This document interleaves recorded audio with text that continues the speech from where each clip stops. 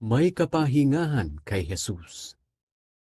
Nang oras ding iyon, sinabi ni Jesus, "Pinupuri kita, Ama, Panginoon ng langit at lupa, dahil inilihim mo ang mga katotohanan ito sa mga taong ang akala sa sarili ay marurunong at matatalino.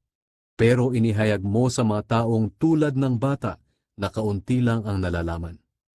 Oo, Ama, pinupuri kita dahil iyon ang kalooban mo." Pagkatapos sinabi niya sa mga tao, "Ibinigay sa akin ng aking Ama ang lahat ng bagay.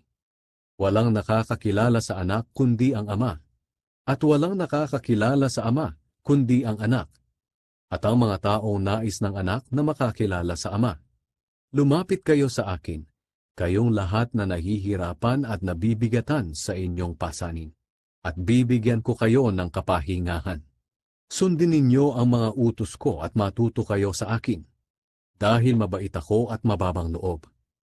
Makakapagpahinga kayo dahil madaling sundin ang aking mga utos at magaan ang aking ipinapagawa."